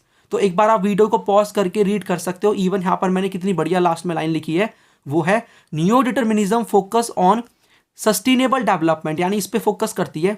और this will ultimately makes humans live in harmony with their environment by following the मध्यम मार्ग, मिडल पाथ। तो इस तरीके से आपको लिखना रहेगा। यानी छोटा सा ये आपका हल्का सा इंट्रोडक्शन, जो कि आप आंसर में से भी कॉपी कर सकते हो थोड़ा बहुत क्वेश्चन में से, और उसके बाद आपको फिर 3 से 4 पॉइंट बता देने हैं। नेक्स्ट क्वेश्चन की तरफ चलते हैं। नेक्स्ट क्वेश्चन क्या कहता है, as the economy grows the importance of tertiary activities grows, explain. तो देखो ये जो पर्टिकुलर क्वेश्चन है ना, एक बार हम इसको और वाला भी रीड कर लेते हैं। Outsourcing has resulted in opening up a large number of job opportunities in several countries. Analyse the statement with 3 suitable examples. पहला क्वेश्चन बात कर रहा है कि जैसे जैसे इकोनॉमी ग्रो होगी, जो इंपॉर्टेंस है टर्शरी एक्टिविटीज़ की वो भी बढ़ती जाएगी। ये बात सही है, इसको आप लिख सकते हो। मतलब देखो, एज इट इज़ हमारी बुक में गिवन नहीं है। जिस भी बच्चे ने चीज़ों को समझा है, अपना माइंड यूज़ करके, अपने अवेयरनेस, अपनी जनरल नॉलेज के बेसिस पे आप इसका आंसर लिख सकते हो। क्योंकि आप खुद ही देखो, अगर मान लो ऐसा क्वेश्चन एग्जाम में बनेगा तो आपको ऐसे ही करना है, अपनी नॉलेज के बेसिस पे थोड़ा सोचना कि क्या क्या मैं लिख सकता हूँ या लिख सकती हूँ। एकदम ईजी क्वेश्चन है, आप खुद ही देखो। अगर मान लो इकोनॉमी ग्रो करेगी तो उसका मतलब हम लोगों के पास पैसा आ रहा है, हम क्या करेंगे, उस पैसे का यूज़ करेंगे सर्विसेज के अंदर, हेल्थ में, एजुकेशन में। तो सर्विस सेक्टर ग्रो करेगा, टर्शरी एक्टिविटीज़ ग्रो करेंगी। और इकोनॉमी के बढ़ने का मतलब टेक्नोलॉजी, यानी टेक्नोलॉजी भी बढ़ेगी। मतलब टेक्नोलॉजी के बढ़ने से इकोनॉमी, इकोनॉमी के बढ़ने से टेक्नोलॉजी। ठीक है, उससे क्या होगा, टेक्नोलॉजी बढ़ेगी ना, तो हम और भी सर्विसेज में तरक्की करेंगे, और भी सर्विसेज की डिमांड बढ़ेगी। राइट, जैसे कि इंटरनेट सर्विसेज आएंगी, ऑनलाइन चीज़ें खुलेंगी, वो सब हम कह सकते हैं। मतलब बहुत सारे पॉइंट्स आप लिख सकते हो इसके अंदर। बिजनेसेस ग्रो करेंगे, मतलब इकोनॉमी ग्रो कर रही है, बिजनेस ग्रो करेंगे, या बिजनेस ग्रो कर रहे हैं। मतलब देखो, दोनों एक ही चीज़ है। अगर बिजनेस ग्रो करेंगे तो इकोनॉमी ग्रो करेगी, अगर इकोनॉमी ग्रो कर रही है उसका मतलब भी ये है कि उस कंट्री में बिजनेसेस अच्छे ग्रो कर रहे हैं, इन्वेस्टमेंट अच्छी आ रही है। और जब बिजनेस ग्रो करते हैं तो वो सर्विसेज की डिमांड भी करते हैं, उन्हें सर्विसेज देनी भी होती हैं और लेनी भी होती हैं, तो टर्शरी एक्टिविटीज़ ग्रो करेगी।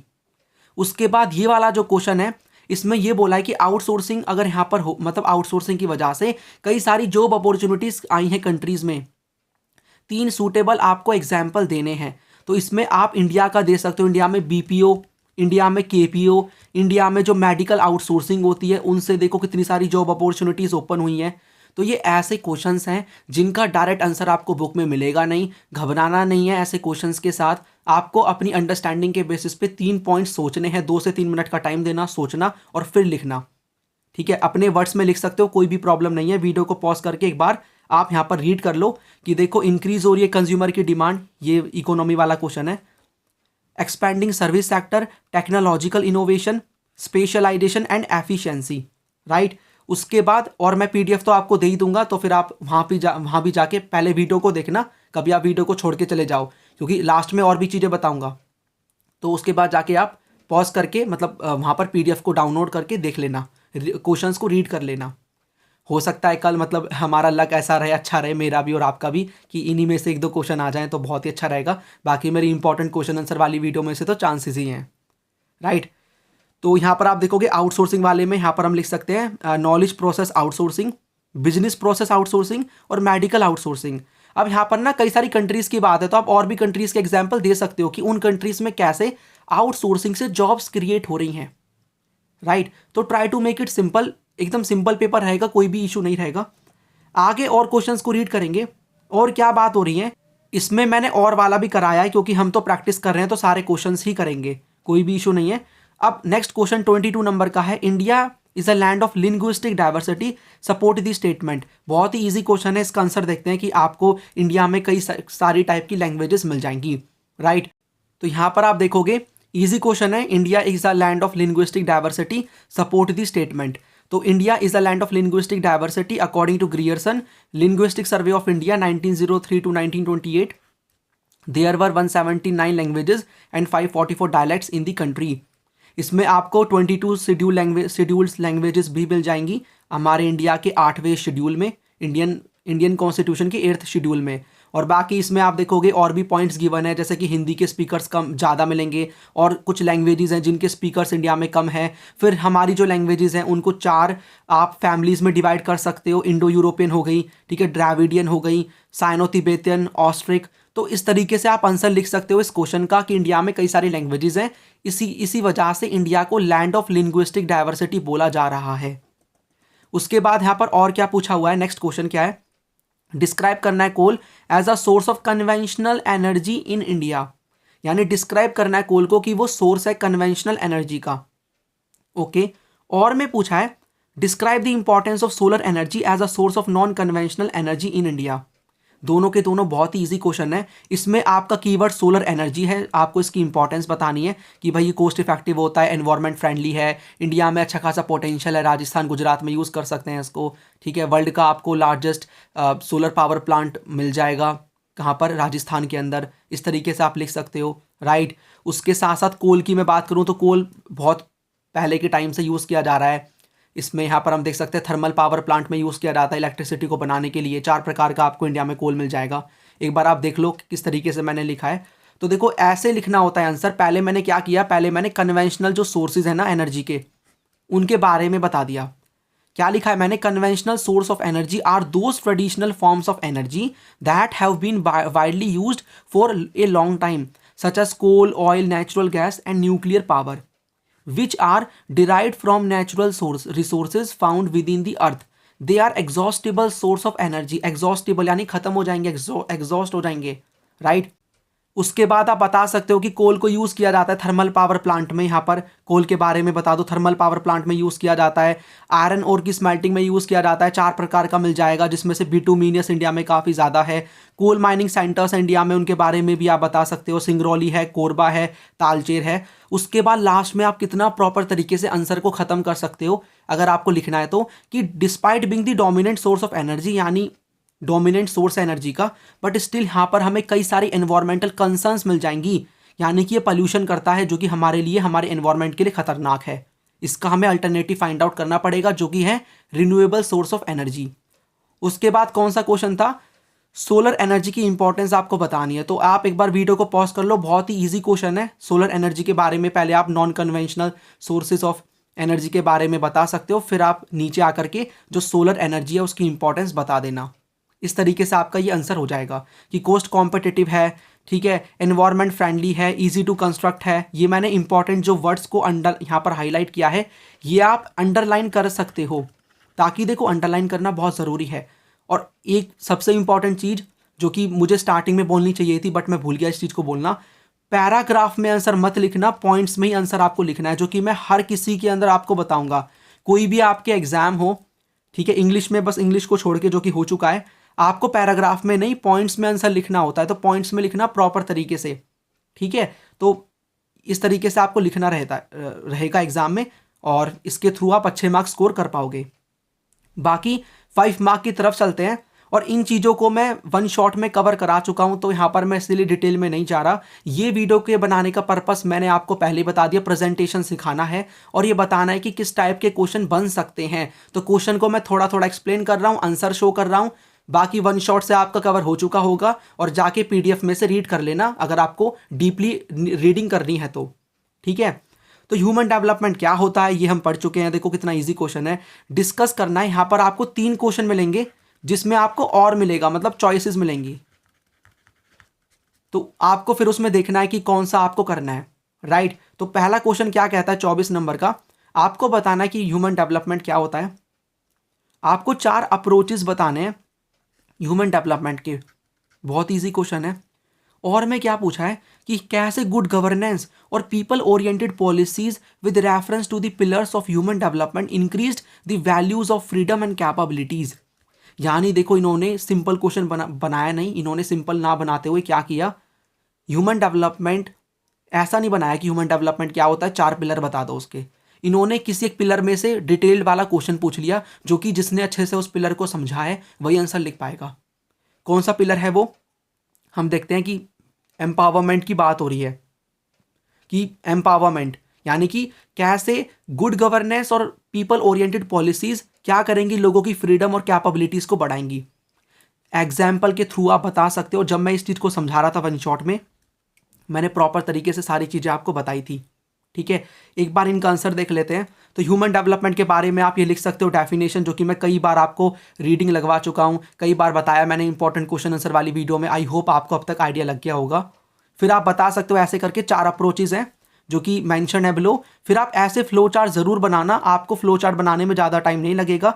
फटाफट से लिख देना कि अप्रोचेज ऐसे करके बॉक्स बनाया 4, या आप ऐसे लाइन वगैरह खींच के, और उनका जो भी मेन पॉइंट है वो लिख के फिर आप आगे बढ़ सकते हो। इस तरीके से आपको फिर क्या करना है, सारे पॉइंट्स के बारे में हल्का हल्का बता देना है कि इनकम अप्रोच है, इनकम ज़्यादा तो मतलब ह्यूमन डेवलपमेंट ज़्यादा, वेलफेयर अप्रोच मतलब लोगों का वेलफेयर होना ज़रूरी है, बेसिक नीड्स अप्रोच मतलब लोगों की बेसिक नीड्स पूरी होनी ज़रूरी है, और कैपेबिलिटी अप्रोच का मतलब यहाँ पर हम कह सकते हैं कि लोगों को कैपेबल बनाना है, उनकी हेल्थ अच्छी करके, एजुकेशन प्रोवाइड करा के। तो ये यहाँ पर हमारे हो जाएंगे 4 ह्यूमन डेवलपमेंट मतलब 4 approaches to human development. Next यहाँ पर ये वाला क्वेश्चन है, तो आप वीडियो को पॉज करके देख सकते हो मैंने कितना प्रॉपर आंसर लिखा है। गुड गवर्नेंस का आप अलग से बता देना और पीपल ओरिएंटेड पॉलिसीज का अलग से बता देना। गुड गवर्नेंस में आप ये बता सकते हो कि देखो, अगर अच्छी गवर्नेंस होगी यानी सरकार लोगों के फायदे के लिए काम करेगी, उनकी हेल्थ की देख रेख करेगी, हेल्थ के लिए खर्चा करेगी, एजुकेशन के लिए खर्चा करेगी, उनको जस्टिस प्रोवाइड कराने में हेल्प करेगी, उन लोगों को राइट्स देगी, उन लोगों को इन्वॉल्व करेगी डिसीजन मेकिंग में, तो उनकी फ्रीडम और कैपेबिलिटी बढ़ेगी कि नहीं बढ़ेगी? और ऑब्वियसली इंक्रीज होगी। पीपल ओरिएंटेड पॉलिसी का मतलब होता है कि लोगों के फायदे के लिए पॉलिसी बनाना, तो अच्छी हेल्थ देना, अच्छी एजुकेशन देना, तो वही बात घुमा फिरा के हो जाएंगी इसमें। और आप अपनी तरफ से बना के एग्जाम्पल लिख सकते हो। मैंने वन शॉट के अंदर एग्जाम्पल आपको बताया था पॉलिसी का कि सरकार ने रिसेंटली वीमेन रिजर्वेशन बिल सरकार लेकर आई थी, जिससे क्या होगा, लोकसभा में वीमेन के लिए रिजर्वेशन यहाँ पर प्रोवाइड करा दी है वीमेन के लिए, और उससे वो एम्पावर हो जाएंगी। तो इस तरीके से आपने गुड गवर्नेंस का बता दिया, पीपल ओरिएंटेड पॉलिसी का बता दिया और एग्जाम्पल भी दे दिए। उसके बाद यहाँ पर ये वाला तो मैं आपको बता ही चुका हूँ क्वेश्चन काफ़ी बार कि लार्ज स्केल मैन्युफैक्चरिंग और स्मॉल स्केल मैन्युफैक्चरिंग में डिफरेंस आपको बताना है। तो एक आप बता सकते हो साइज़ के बेसिस पे, ये छोटे साइज़ के मिलेंगे, आपको बड़े साइज़ के मिलेंगे। इन्वेस्टमेंट यहाँ पर इनकी लेस देन 10 करोड़ होती है, इनकी मोर देन 10 करोड़। ऑनरशिप के बेसिस पे आप दे सकते हो कि ये कौन ओन करता है, ये कौन ओन करता है। ये आपको मिलेंगे बड़े बड़े बिजनेसमैन, जो कि बड़े बड़े बिजनेस कॉरपोरेशंस होते हैं। ये कुछ इंडिविजुअल हो गए, फैमिलीज हो गई। मार्केट प्रेजेंस यहाँ पर ये रीजनल मार्केट पे बेसिकली सर्व करते हैं, ये इंटरनेशनल मार्केट या नेशनल मार्केट को सर्व करते हैं। इनको सेमी स्किल्ड लेबर की रिक्वायरमेंट होती है, इन्हें स्किल्ड लेबर की रिक्वायरमेंट होती है। ऐसा क्वेश्चन आएगा ना डिफरेंस बिटवीन वाला, तो आपको टेबल ऐसा ही बनाना है और फिर अपने पॉइंट्स को लिखना है। आप इसमें एग्जाम्पल भी दे सकते हो, जैसे कि लार्ज स्केल इंडस्ट्री में आप बता दो आयरन एंड स्टील इंडस्ट्री हो गई, आपकी ऑटोमोबाइल इंडस्ट्री हो गई, वो लार्ज स्केल इंडस्ट्रीज का पार्ट है। और स्मॉल स्केल में कैंडल मेकिंग हो गई, ठीक है, या फिर सोप मेकिंग, तो वो स्मॉल स्केल इंडस्ट्रीज का पार्ट है। तो 5 से 6 पॉइंट आप लिख दोगे तो इनफ रहेगा आपके लिए, कोई दिक्कत नहीं है। उसके बाद ये और में गिवन है एग्रो बेस्ड इंडस्ट्रीज और मिनरल बेस्ड इंडस्ट्रीज के बारे में। अब हमारी बुक में आप देख सकते हो ज़्यादा गिवन नहीं है कंटेंट एग्रो बेस्ड के बारे में और मिनरल बेस्ड के बारे में।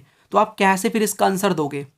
तो आपको ना अपना दिमाग लगाना है ऐसे क्वेश्चन में। मान लो कल को ऐसा क्वेश्चन बन रहा है एग्जाम में जिसके बारे में हमारी बुक में ज़्यादा गिवन नहीं है, तो आप कैसे उसके पॉइंट्स वगैरह बनाओगे, कैसे आप उसको खींचोगे? आपको खींचना ही है और उसको 5 नंबर के या 3 नंबर जितने भी मार्क का आ रहा है उसके अकॉर्डिंग बनाना है।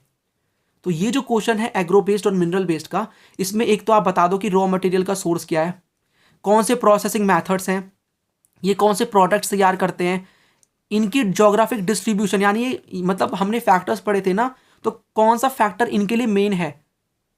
जैसे कि फॉर एग्जांपल एग्रो बेस्ड के लिए एग्रीकल्चर के आसपास का रीजन, यानी कि ऐसी ज़मीन जहाँ पर फर्टिलिटी ज़्यादा हो, खेती अच्छी हो सके, अच्छा क्लाइमेट हो। मिनरल बेस्ड के लिए इंडस्ट्रीज़, जो कि मिनरल बेस्ड इंडस्ट्रीज़ हैं उनके लिए जहाँ पर मिनरल्स मिल जाएँ उनको, ठीक है। और एग्जाम्पल में भी आप एग्जाम्पल दे सकते हो। ये सारी चीज़ें हमने कवर करी हैं। तो रॉ मटेरियल का सोर्स आप देखोगे एग्रो बेस्ड इंडस्ट्रीज़ के लिए कौन सा हो जाएगा, मतलब रॉ मटेरियल इनके लिए एग्रीकल्चर का रॉ मटेरियल हो गया।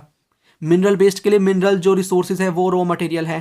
प्रोसेसिंग में ये लोग क्या करेंगे, उन्हीं एग्रीकल्चरल गुड्स की प्रोसेसिंग करेंगे। ये लोग क्या करते हैं, मिनरल्स की प्रोसेसिंग करेंगे, उनको एक्सट्रैक्ट करेंगे, प्रोसेस करेंगे, रिफाइन करेंगे। प्रोडक्ट्स में ये क्या करते हैं, फूड प्रोडक्ट्स बनाते हैं, ये एल्यूमिनियम, ज्वेलरी, ये सब बनाएंगे। ज्योग्राफिक लोकेशन में मैंने आपको बता ही दिया, एग्जाम्पल मैंने आपको बता दिए। तो इस तरीके से आपको तैयार करना है ऐसे क्वेश्चंस को, जो कि यहाँ पर बेसिकली हमें ऐसे मिलेंगे। ऐसे क्वेश्चन सही हैं जिनके बारे में ज़्यादा बुक में कंटेंट नहीं है, बट ऐसा नहीं है कि आप 2 पॉइंट लिख के आ जाओगे। आपको प्रॉपरली बताना पड़ेगा, हल्का सा माइंड यूज़ करना पड़ेगा। उसके बाद यहाँ पर ये वाला क्वेश्चन है जो कि आप देखोगे 26 नंबर का है। Why does international trade exist? Analyse करना है difference in national resource as the base of international trade. तो ये क्वेश्चन आपको 2+3 करके मिलेगा। 2 मार्क के अकॉर्डिंग आपको ये बताना है कि इंटरनेशनल ट्रेड एग्जिस्ट क्यों करता है, और 3 नंबर के अकॉर्डिंग आपको डिफरेंस बताना है, मतलब कि जो बेस है इंटरनेशनल ट्रेड का, उसके अंदर जो डिफरेंस है नेशनल रिसोर्सेज में, वो वाला बताना है। तो दो रीज़न कौन से हो जाएंगे, एक तो रिसोर्स में डिस्पैरिटीज़ हैं, कोई भी कंट्री सेल्फ सफिशिएंट नहीं है, और इकोनॉमिक एफिशिएंसी बढ़ती है इससे। यानी लोग बेसिकली क्या कर सकते हैं, अपनी इकोनॉमी को इंप्रूव कर सकते हैं, जो भी चीज़ें उनके पास नहीं है वो मंगा सकते हैं, और जो भी उनके पास है उसको बेच के पैसा कमा सकते हैं, राइट। उसके बाद आप यहाँ पर देखते हो कि ये जो इसमें बेस पूछा है, मतलब बेसिस हम कह लें इंटरनेशनल ट्रेड का, तो डिफरेंस है नेशनल रिसोर्सेज में, वो वाला पॉइंट यहाँ पर इन्होंने पूछ लिया। तो ये 3 नंबर में पूछा है, मतलब 3 मार्क के अकॉर्डिंग बताना है। तो जियोलॉजिकल स्ट्रक्चर, मिनरल रिसोर्सेज और क्लाइमेट, इसको आप क्या करोगे, फ्लो चार्ट बनाओगे, उसके बाद फिर तीनों पॉइंट्स को एक्सप्लेन करोगे। जियोलॉजिकल स्ट्रक्चर में आप बता देना कि लैंडफॉर्म वेरी करता है, मतलब लैंडफॉर्म अलग अलग मिलेगा, तो उसके अकॉर्डिंग रिसोर्सेज कंट्री में अलग अलग मिल जाएंगे। मिनरल रिसोर्सेज की बात करूँ तो कुछ कंट्री पर्टिकुलर मिनरल में अच्छी होती हैं, कुछ दूसरी कंट्री उसमें अच्छी नहीं होती हैं, फिर वो ट्रेड करती हैं, तो इस बेसिस पे ट्रेड हो रहा है। क्लाइमेट देख लो, मान लो कोई ठंडा क्लाइमेट है तो आप देखोगे वहाँ पर वुल की प्रोडक्शन होगी, कोई यहाँ पर ट्रॉपिकल रीजन है तो वहाँ पर प्लांटेशन क्रॉप्स की खेती अच्छी हो सकती है। तो ये सारी की सारी चीज़ें अफेक्ट करती हैं इंटरनेशनल ट्रेड को, जो कि ज्योग्राफी के अंदर आती हैं। तो जियोलॉजिकल स्ट्रक्चर कैसा है, यानी लैंडफॉर्म कैसा है, मिनरल रिसोर्सेज और क्लाइमेट। उसके बाद ये वाला क्वेश्चन भी आया है यहाँ पर, जो कि और में पूछा है कि what are the concerns related to international trade, जो कि आपको ब्रीफली डिस्क्राइब करना है। तो पहले आप ये बता दो कि इंटरनेशनल ट्रेड बेसिकली होता क्या है और कैसे ये कंट्री के लिए बेनिफिशियल है। लेकिन जब यहाँ पर प्रॉब्लम्स आने लग जाएं तो फिर इसमें हम देख सकते हैं कि कुछ बेसिकली कंसर्न्स आ जाते हैं। तो हमारी बुक में इसमें पॉइंट्स गिवन नहीं है, मतलब एज सच फ्लो चार्ट नहीं बन सकता, बट जो भी यहाँ पर हमने नॉलेज ली है उन चीज़ों को पढ़ के उसके बेसिस पे आप फ्लो चार्ट बना सकते हो। जैसे कि अब ऐसा भी हो सकता है कि आप मान लो एग्जाम में गए, एग्जाम में फ्लो चार्ट आपसे नहीं बन पा रहा, कोई दिक्कत नहीं है, ठीक है, आप थोड़ा सोचना, बन रहा है तो ठीक है, वरना ऐसे लिख देना। लेकिन कुछ क्वेश्चंस की तैयारी तो मैंने करवा दी ना फ्लो चार्ट के बेसिस पे, जैसे कि आपके 40 क्वेश्चन मैंने वीडियोस में कवर करा दिए, कुछ क्वेश्चन आपको यहाँ मिल रहे हैं, तो एटलीस्ट उनका फ्लो चार्ट माइंड में ले लो, माइंड में रख लो, ठीक है। माइंड में रहेगा तो फिर आप एग्जाम देने जाओगे तो फिर एज इट इज अगर मान लो क्वेश्चन आता है फॉर्चुनेटली, तो फिर आप सेम आप लिख सकते हो। ओके, तो डिपेंडेंस है on other countries, uneven level है डेवलपमेंट का, exploitation and commercial rivalry, depletion हो जाएगा रिसोर्सेज का, और नेगेटिव इंपैक्ट ऑन एनवायरनमेंट। फिर आप इनको अपने वर्ड्स में हल्का हल्का एग्जाम्पल के साथ एक्सप्लेन कर देना। वीडियो को पॉज कर लो, जितना सिंपल हो सकता है उतने सिंपल लैंग्वेज में मैंने यहाँ पर आंसर को लिखा है। तो ऐसा नहीं है कि आप छोटे छोटे पॉइंट लिख कर आओगे, पहले आपको फ्लो चार्ट बनाना है, उसके बाद जाकर के आपको इन सभी पॉइंट्स को थोड़ा थोड़ा एक्सप्लेन कर देना है विद एग्जाम्पल, ठीक है। नेक्स्ट क्वेश्चन यहाँ पर ये वाला है कि देखो, एक क्वेश्चन मैंने ना इंपॉर्टेंट वाली वीडियो में कराया था, इंपॉर्टेंट क्वेश्चन आंसर वाली वीडियो में 5 मार्क में, भारमोर रीजन का। अब उसी क्वेश्चन को चेंज करके यहाँ पर आ गया, बिल्कुल चेंज कर दिया, वही सेम आंसर लिखना है और कुछ नहीं करना। भारमोर रीजन इज द कीवर्ड, उसी के बारे में बताना है कि भारमोर जो ट्राइबल एरिया है उसमें आपको बेसिकली ये देखने को मिलेगा, गद्दी करके ट्राइब थी जो कि डेवलप नहीं थी, इनके लिए काम किया जाता है 5वें 5 ईयर प्लान में। इनको बेसिकली मतलब पहले ये लोग क्या करते हैं, शेड्यूल ट्राइब्स में ऐड कर देते हैं इनको, फिर यहाँ पर अंडर 5th 5 ईयर प्लान के अंदर यहाँ पर क्या होता है कि बेसिकली इनको जो ट्राइबल सब प्लान है वो लाया जाता है 1974 में, और भारमोर को इंटीग्रेटेड ट्राइबल डेवलपमेंट प्रोजेक्ट्स के अंदर ऐड कर दिया जाता है, फिर लोगों की लाइफ को इम्प्रूव किया जाता है, और फिर उसका क्या इम्पैक्ट पड़ता है वो आपको बताना है। तो ये ना कोई भी स्टेटमेंट एग्जाम में आपको दे देंगे, अब आपको लगेगा कि मुझे उसी स्टेटमेंट को डिटेल में एक्सप्लेन करना है, ऐसा नहीं होता। जो पर्टिकुलर क्वेश्चन है ना उसका आपको क्या करना है, पहले तो कीवर्ड फाइंड आउट करना है, उसके बाद आपको उसके बारे में हल्का सा लिखना है, फिर जो भी हमने उसके बारे में चीज़ें पढ़ी हैं अपनी बुक में, वन शॉट में आपने देखा है, वो आपको मेंशन करना है। बट आप कॉन्टेक्स्ट थोड़ा सा ये वाला रख सकते हो, यानी लास्ट में आप इसके बारे में भी कंक्लूजन के तौर पे लिख सकते हो, कोई दिक्कत नहीं है। लेकिन लिखना वही है, बस कंफ्यूज आपको नहीं होना है। आप कंफ्यूज हो जाते हो स्टेटमेंट को देख के, ऐसा अगर आपको लगता है तो वो कीवर्ड पकड़ना, उसके बारे में जो भी चीज़ें आपको पता है या फिर उससे रिलेटेड मैंने कोई पहले क्वेश्चन कराया है, आपने कहीं पर पढ़ा है, वो वाला लिख के आ जाना, सही होगा देख लेना, कोई प्रॉब्लम नहीं है। वीडियो को पॉज करो, रीड कर लो, काफ़ी बार इस क्वेश्चन को मैं कवर करा चुका हूँ। लास्ट क्वेश्चन आप देखोगे, डिस्कस करनी है problems of slums and urban waste disposal in developing countries like India. यानी ये क्वेश्चन आपको 2.5 + 2.5 करके मिलेगा, तो 2.5 मार्क के अकॉर्डिंग आपको स्लम्स की प्रॉब्लम बतानी है, और 2.5 मार्क के अकॉर्डिंग अर्बन वेस्ट डिस्पोजल। तो आराम से आप बता सकते हो, पहले स्लम एरिया क्या होता है वो बता दो, फिर कौन कौन सी लोग प्रॉब्लम फेस करते हैं वो 3 पॉइंट 2 पॉइंट लिख दो, अर्बन वेस्ट क्या होता है वो बता देना, और फिर उसका इम्पैक्ट बता देना। इतना ईजी क्वेश्चन है, लड्डू सवाल है, मतलब कैसे भी यहाँ पर क्वेश्चन बन सकते हैं कि ये दो क्वेश्चन को मिला करके पूछ सकते हैं। मान लो एयर पोल्यूशन और वाटर पोल्यूशन का पूछ लिया, राइट। तो वीडियो को पॉज करके एक बार आप रीड कर लो, बाकी नोट्स में से और पीडीएफ में से आप रीड कर पाओगे, कोई प्रॉब्लम नहीं है। तो ये सारे के सारे क्वेश्चंस हमने डिस्कस कर लिए हैं, भले ही वो चॉइसेस में हो। और चॉइस में अगर आते हैं तो फिर मैं आपको उसके लिए बता ही चुका हूँ, जिन भी क्वेश्चन में आपको कॉन्फिडेंट है वही आपको अटैम्प्ट करने हैं। और चॉइसेस वाले में सही रहता है, मतलब आपको एक तरीका मिल रहा है कि हाँ चॉइस मिल रही है कि जो भी आपको सही लग रहा है वो आप लिख सकते हो। तो ये था paper, I hope expected paper जिसके चांसेस हैं एग्जाम में आने के। और आई होप आपने इसको अच्छे से सॉल्व किया है, आपको क्लैरिटी मिली है, आपको पता लगा तरीका कि कैसे आपको फाइनल एग्जाम को लिखना है। अब आपको कोई भी दिक्कत नहीं होगी। मॉर्निंग में अच्छे से रिवीजन करके जाना। और अभी तक अगर आपने ज़्यादा कुछ पढ़ा नहीं है तो 2 दिन की मैंने स्ट्रैटेजी वाली वीडियो बनाई है, जाके उसको देख लो, उस प्लान को फॉलो करो। पूरी प्लेलिस्ट का लिंक नीचे दे दूंगा, स्पेशली वन शॉट वीडियोस को देख लो। ये वीडियोस आपको एमसीक्यू में, बाकी सारी चीज़ों में हेल्प करेंगी। तो वन शॉट को देखना बहुत ही ज़रूरी है। अपना सिलेबस कंप्लीट करो, डरने की ज़रूरत नहीं है, अभी भी टाइम है, आप बेस्ट दे सकते हो, राइट। बहुत ही अच्छा है आपका एग्जाम जाएगा। अपने ऊपर भरोसा रखना, कॉन्फिडेंस रखना, ठीक है। बी कॉन्फिडेंट, डरना नहीं है। एग्जाम हॉल में जाना एकदम चिल होके, मतलब टेंशन बिल्कुल लेनी नहीं है। आराम से एग्जाम लाइफ नहीं, आराम से जाएंगे, अपना अच्छे से पढ़ाई करिए, आराम से जाएंगे, जाके बैठेंगे और क्वेश्चन पेपर को अच्छे से रीड करके जितना बनेगा हमसे उतना लिख के आ जाएंगे, एकदम लाइट मूड में, कोई मतलब टेंशन लेनी नहीं है। आराम से जाओ, पेपर करो, देख लेना पेपर बहुत ही अच्छा जाएगा। आपने और मैंने मिलके बहुत ही मेहनत करी है, कोई भी दिक्कत नहीं है। ये वीडियो अच्छी लगी हो तो लाइक कर देना, चैनल को सब्सक्राइब कर देना। ऐसे ही आपको ज्योग्राफी के एग्जाम के बाद और भी जो आपके एग्जाम आएंगे उनमें ऐसे ही टाइप की आपको बहुत ही काम की वीडियोस मिलेंगी। और एग्जाम के बाद आप मुझे ज़रूर बताना कि आपका एग्ज़ाम कैसा गया, आपको मेरी वीडियो से हेल्प मिली या फिर नहीं मिली। मैं आपके कमेंट्स का वेट करूंगा। चलिए फिर, all the best for geography. दोस्त मायूस मत होना जिंदगी से, किसी भी वक्त तेरा नाम बन सकता है। अगर दिल में हो आग और हौसले हो बुलंद तो अखबार बेचने वाला भी कलाम बन सकता है।